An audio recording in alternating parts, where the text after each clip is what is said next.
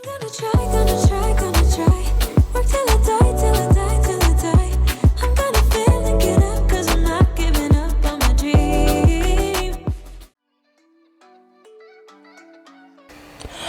my lovely Frosty fam, it's me, Karen Frost here at Nail Decadence, and I've got another video for you.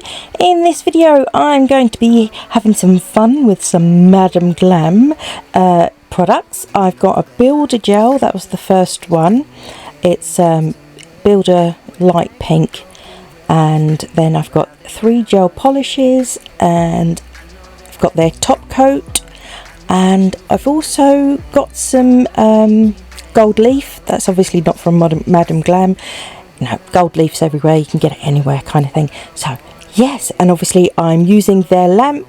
It is recommended that you use the lamp with the brand of gel polishes. That way you know the gel polishes are curing all the way through, because the lamp will be the correct wavelength for the gel polishes to cure.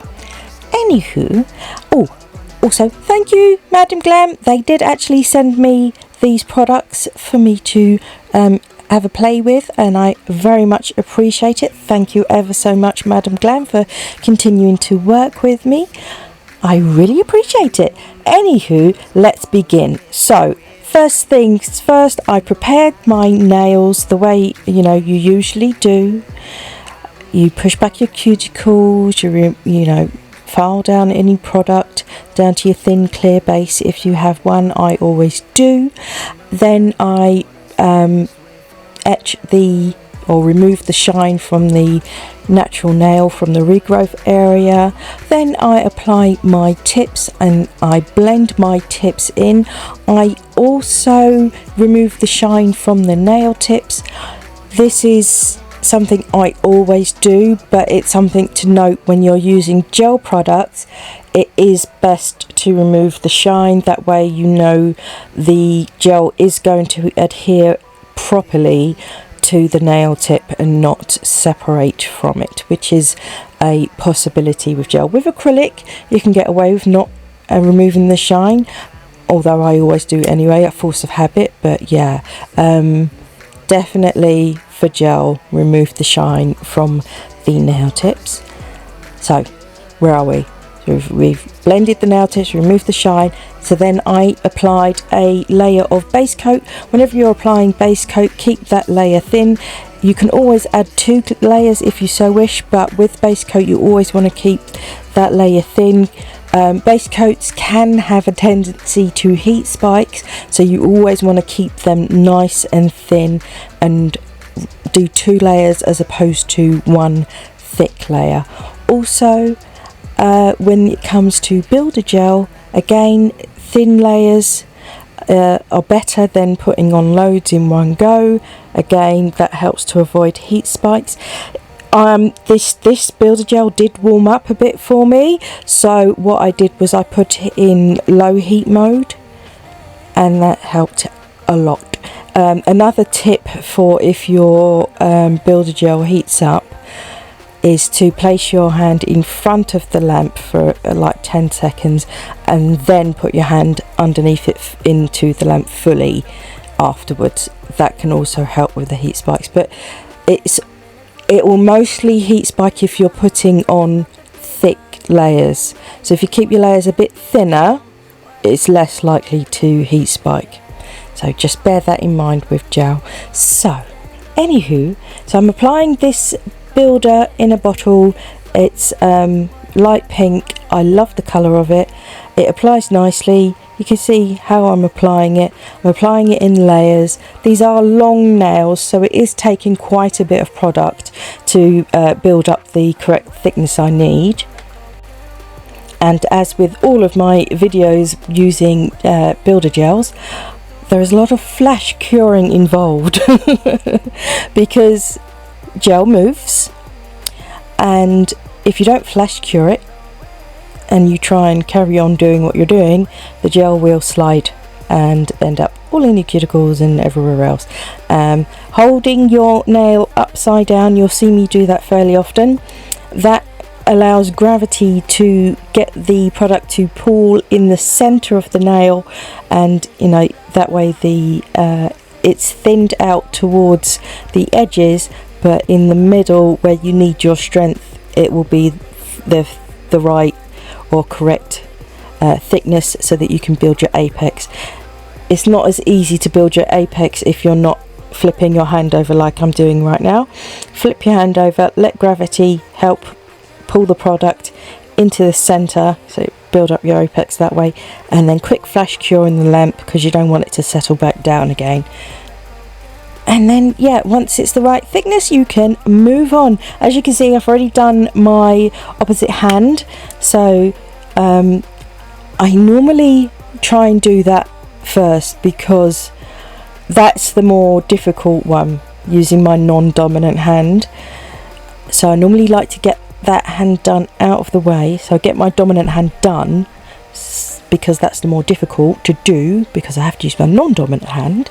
And yeah, so I like to get that one done first, that way I know I'll be using my right hand after that and it will be easier. So yeah, I've not filed that other hand yet, so I've not filed my right hand at all. I've just applied the product, got it all sorted, given it a full cure, removed the tacky layer, and then I've moved on to the other hand.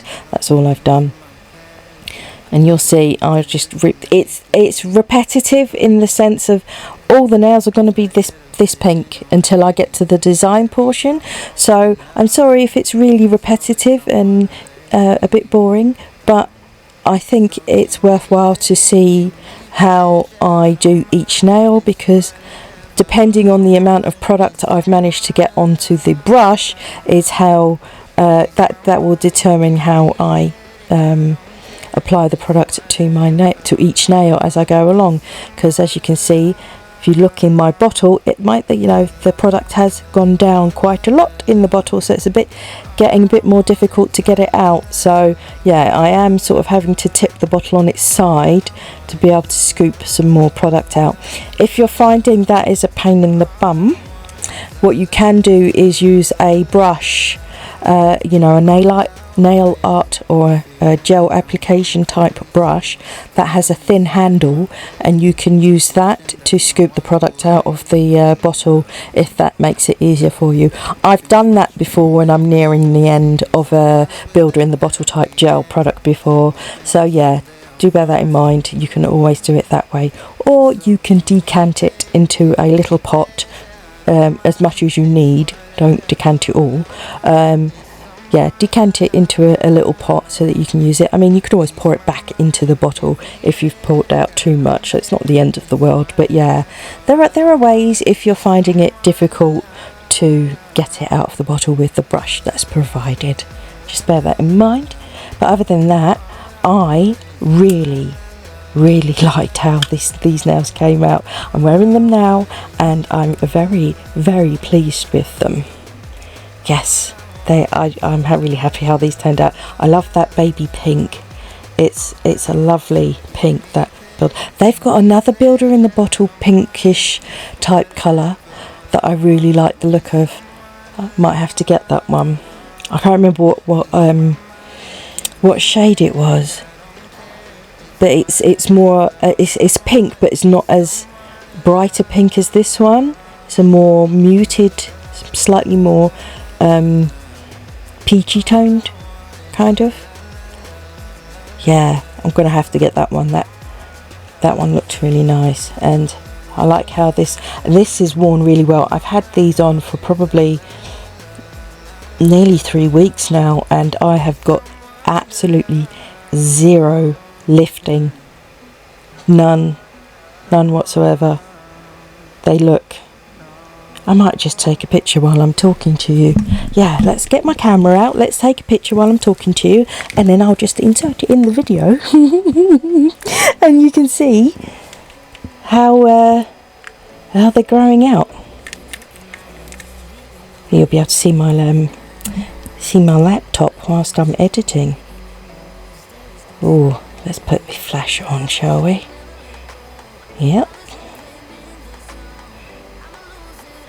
Give me a sec. Alright. So I'm just going to upload that picture to my cloud and insert it in the video. Right, I'll be back in a sec. Let me just get that done. There we go. See? Look at that regrowth. Not one tiny bit of lifting. Love it. Absolutely love it. Anywho, where am I in this video? Okay, so I'm on the middle finger, and I don't know if you noticed, but I just compared both of my middle fingers together, because what I want to do is make sure that the thickness on both hands are similar. Your nails do not have to be exactly the same, but what you're going for is a consistent, uniform set of nails. So you want them to be similar. Don't have to be exact, but similar. So yes, do stop and compare. You want to compare the nails you've already done to the one you're working on.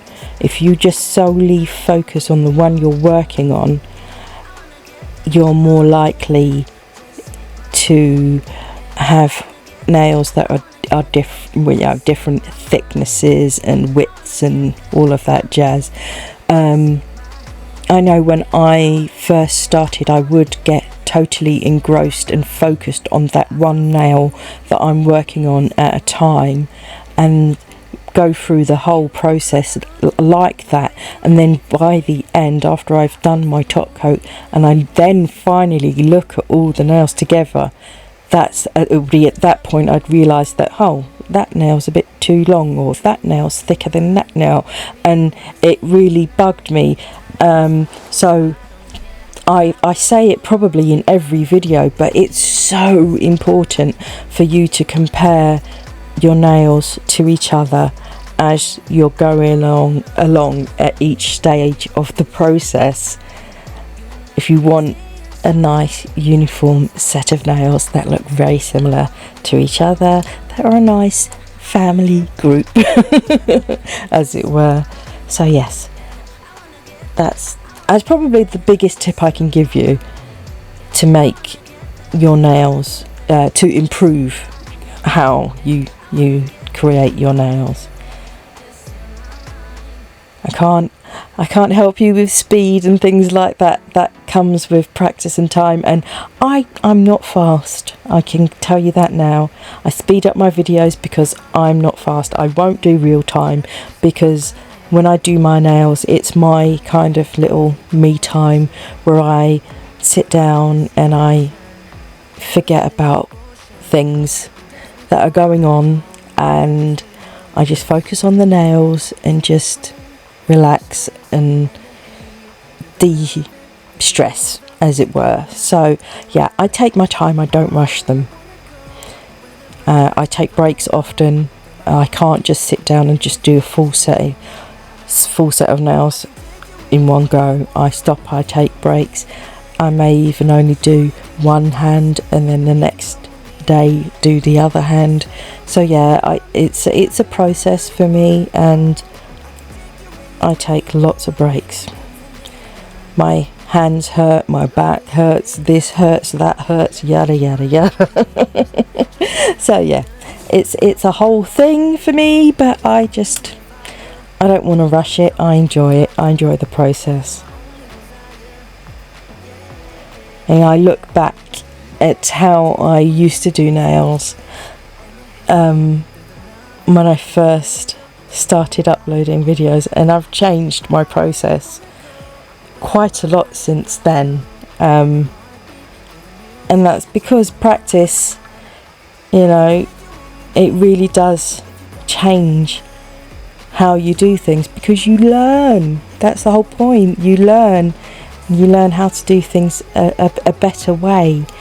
And yeah, it's just, you can't rush it. I'm sorry, when you're starting nails, I know it can be really hard, because you just want to be great at it straight away, but it's a process, darlings. That's the only thing I can say. It's a process, and it's something you're going to have to learn and take your time with. You can't just go into it ham hock and think that you're going to be great at it immediately. I mean, there are the odd, you know, rarities that are fantastic at it immediately, but those are few and far between. The majority of us, it takes a lot of practice to build our skills up to get to where our nails are looking pretty good. I wouldn't say perfect, I'd never say perfect, but pretty good. Oh yes, I forgot to say, yeah, the camera stopped recording and I totally forgot to look up, and yeah, it was only on the last nail anyway. You saw the rest of the process. And now I've removed the tacky layer with some rubbing alcohol. I always do it twice. I prefer it to do it twice. I want to really make sure I get all of that tacky layer off. And then obviously it's filing time for my Frosty filing freaks. If you are not interested in watching the filing, do feel free to skip ahead to the timestamp that was in the corner of the screen, and you will then be whisked away to the design process. But for my Frosty filing freaks, here we go. So this first thing I'm doing is I'm using a small tapered cone bit to go around my cuticle area to get that nice and flush. Want to make sure it's flat against the natural nail so that as it grows out there's no step, there's no lip, nothing for my hair to get caught under, and less likely to have lifting. A filing routine is best to get yourself into. To again, it all goes towards having uniform sets of nails that are consistently, you know, similar. Get yourself a routine, and it doesn't matter if you've got a few routines. I've got a few routines, but just make sure that whatever routine you start one nail off with, that you continue that through with all the other nails as well. That is so important. Well, I think it's very important. And then I have switched to my hand file, and I am filing my sidewalls and my underarch.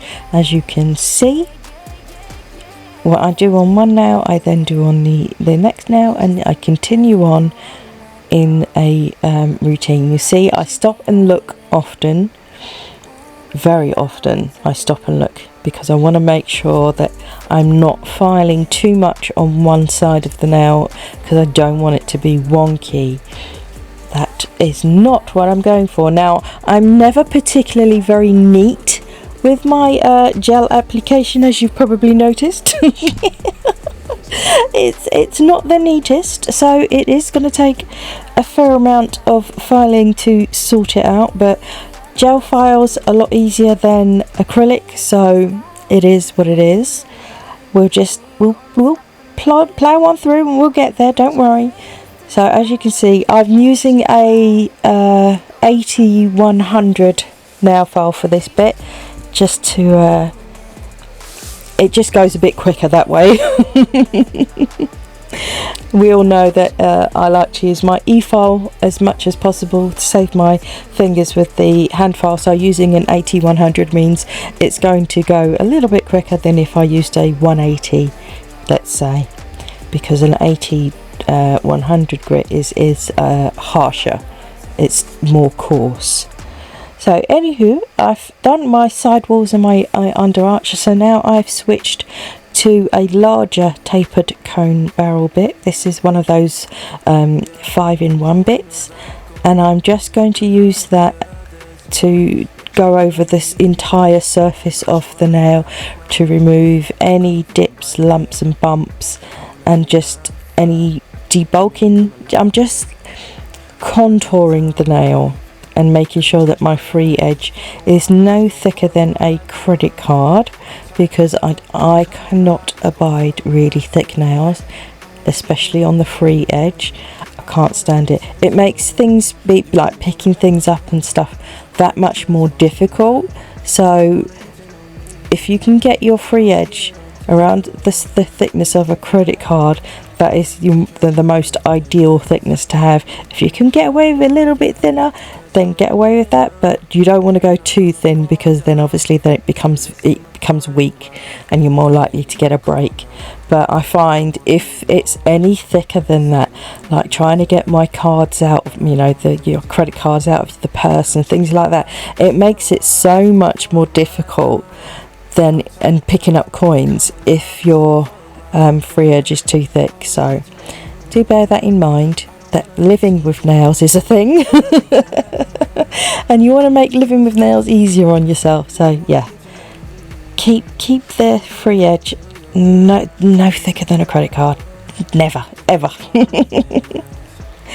So yeah, I'm just going to go over the surface of the nail. As you can see, I'm getting through it quite quickly. This is sped up again, of course. Like I said, I'm not working this fast. I do take my time and I go carefully and slowly, but I'm not going to make you sit through me doing this in real time, because the time would be double. And we're not looking to do that, are we now? No. Yeah, you can see how I'm doing. I'm working from the cuticle, blending where I first worked on the cuticle area, blending that up into the apex, and then bringing in the sides and just contouring, making sure that I've got a nice arch. When I look down the barrel of the nail, what I want to see is a nice arch where the nail is the same thickness from sidewall to sidewall.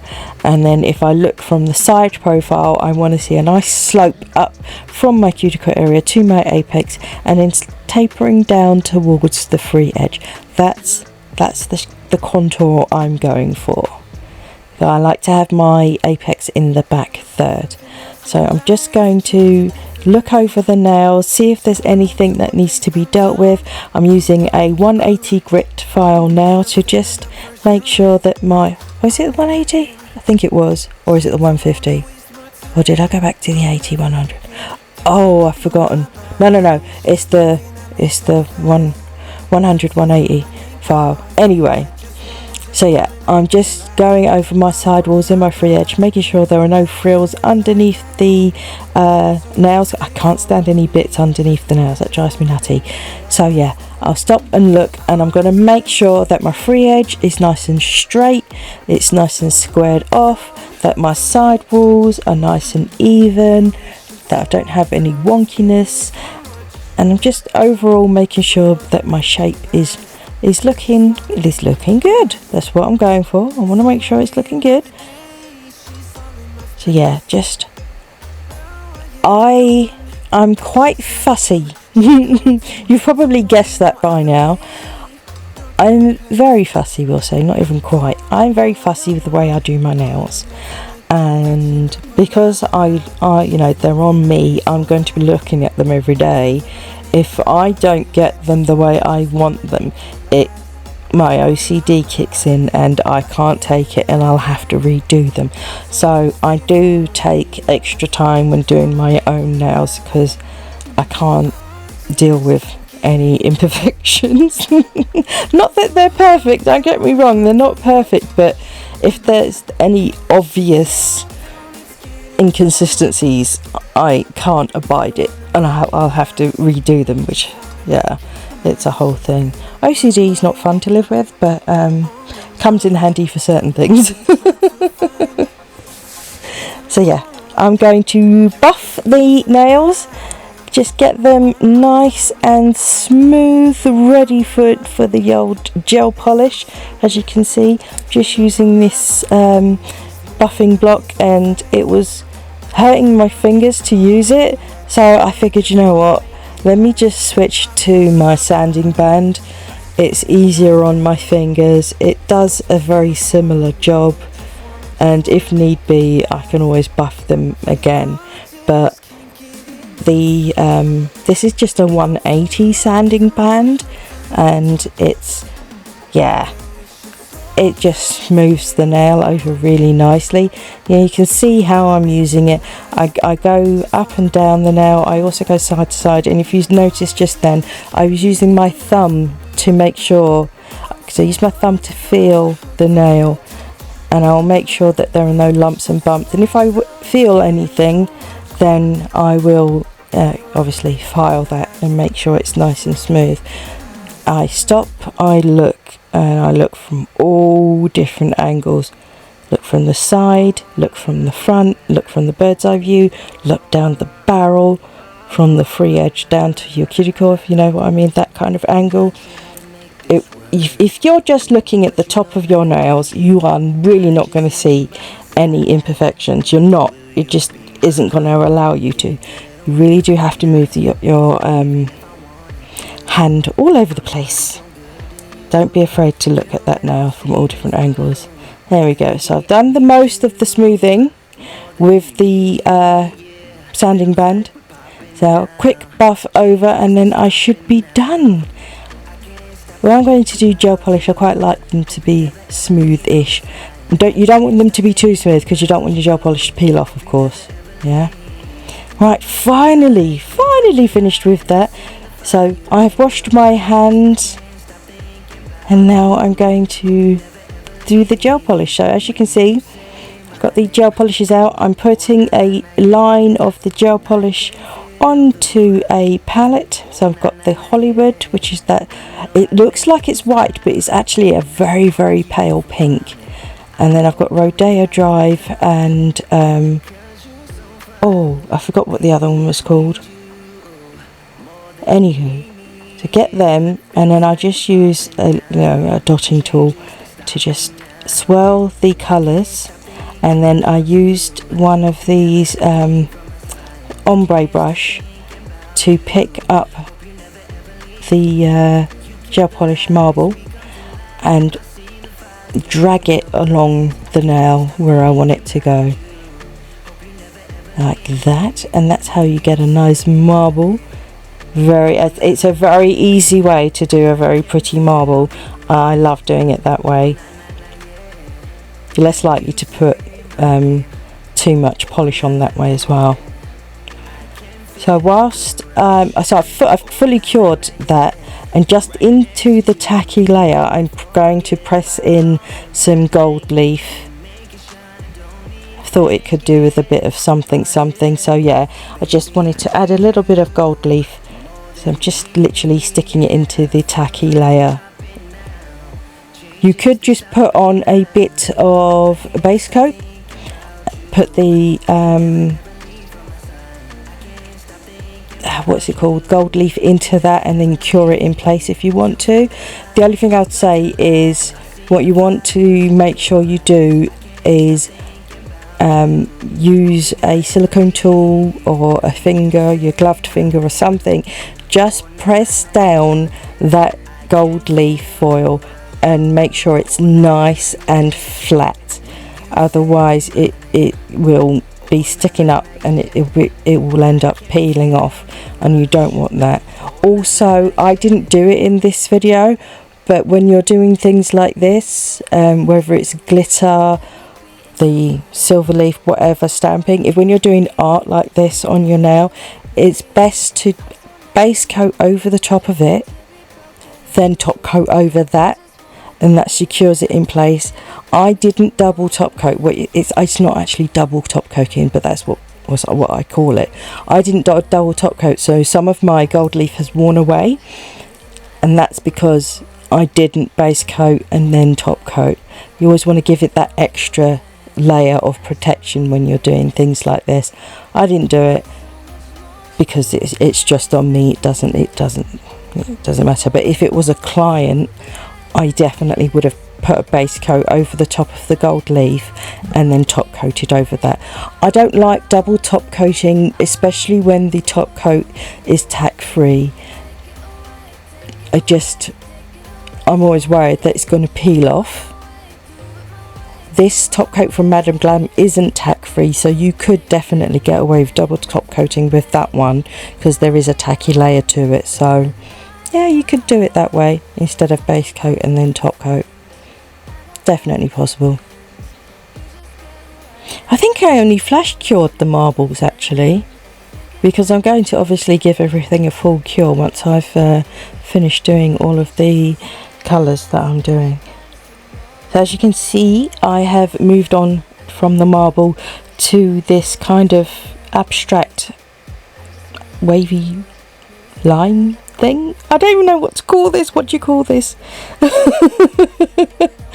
abstract French. It's well, it's not exactly a French because I've got the bit at the bottom as well. I don't know. Abstract nail art, we'll just call it that.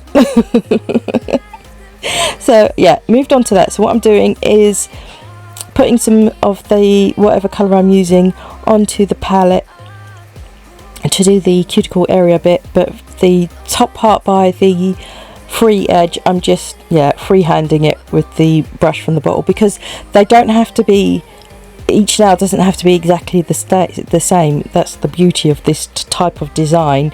It's just wobbly lines, which is great for me because I've got shaky hands and I can't do a straight line to save my life. So this kind of design works well for me, because with my wobbly hands it doesn't matter if the lines wobble because they're supposed to be wavy, which is wonderful. It's a quick, effective and easy design to do, which are all just win-wins for me. I love easy to do designs that are effective, and I couldn't choose between all the colours that I had, hence I'm using them all. Three pinks, but like I said, that white, it looks like it's white, but it's not. It's a very, very pale pink. I should have put some white down to show you the difference between that and a pale pink.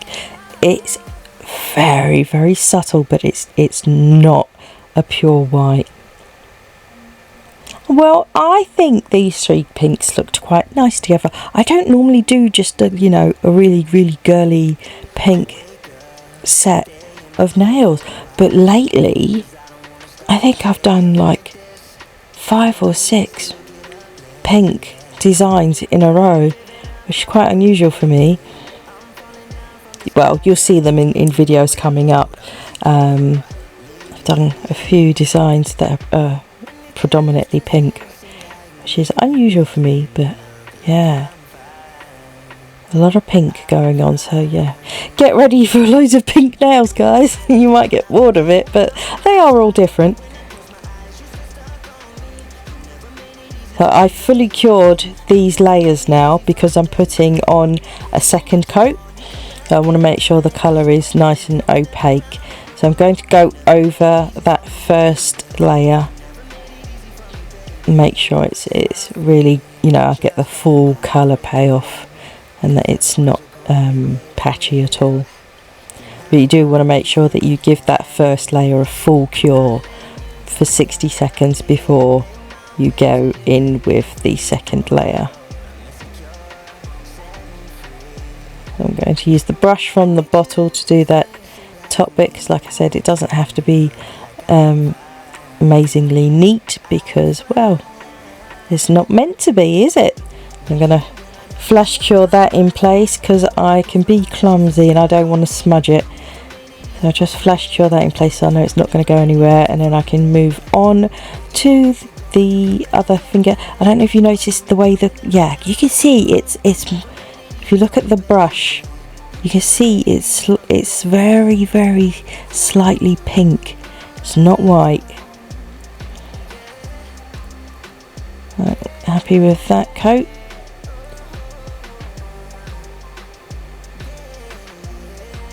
Yep, and then I'll use my little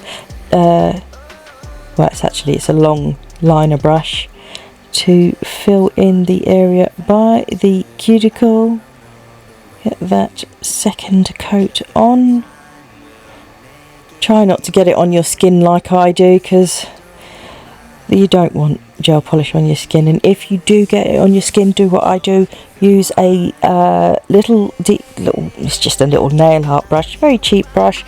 Just use some acetone or some rubbing alcohol. Dip your brush into that, tap off the excess on the paper towel, and then do what I'm doing now and just make sure you get it off the skin before you cure it. You don't want to cure that on your skin. 1, it's not good for your skin, and 2, it can cause lifting, which you definitely don't want. either way.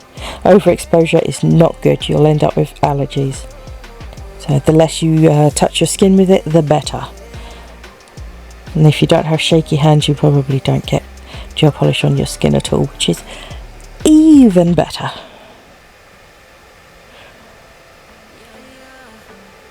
Just following that design. I'm keeping these layers very, very thin. I want my gel polish to cure properly. I don't want it to wrinkle in any way. So yeah, thin layers. I'd rather do 2 thin layers than 1 thick layer, definitely. The concern with doing the marble the way I do the marble is that the gel polish that layer can end up being quite thick.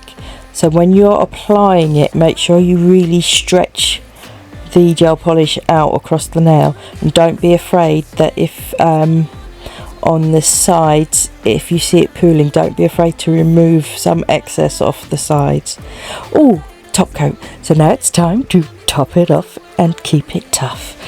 Hey, so that means you know what it means. We're at the end of the video, but let me talk about this top coat first. I really like this top coat. It's very nice. What I don't like is that this one has a tacky layer, and it would be nice to have one that doesn't have a tacky layer. However, a tacky layer does come in handy for certain things. There are certain powders and things that you need a tacky layer for in a top coat, so it's always handy to have one top coat, at least one top coat that does have a tacky layer. So most of my top coats are actually tack free, so it's quite handy to have one of these, because I know that for certain designs when you need a tacky top coat, I know I've got this one and that I can use that. So, but my personal preference is tack free for these kind of things where I'm just doing a normal design. But like I said, because this one does have a tacky layer, if you want a double top coat, perfect one to do it with, if you don't want a base coat and then top coat over your designs to protect them. So, you know, everything has its pros and cons. Oh, I just wiped my brush on the paper towel there, or lint-free wipe there, because some of the gold leaf had got onto the brush, and I don't want to put that back in the bottle, so that's why I wiped it off on the lint-free wipe. So I shall cure that for 60 seconds, and I shall remove the tacky layer with some rubbing alcohol, and that is the end of the video. There are some video footage and photos at the end, so I'd like to say thank you ever so much for coming to my channel, watching this video, spending some of your most precious time with me. Thank you ever so much. I appreciate you. If you have not done so already, please go ahead and click that subscribe button. Join the Frosty Fam. I'd love to have you. If you have not done so already, and if this video has helped you in any way, shape or form, please go ahead and click that like button for me. It really helps out my channel. I'd appreciate it. And if you feel like it, you are more than welcome to leave me a comment. That's all I've got for this time, peeps. You take care now, and I'll speak to you all again very soon. Bye for now.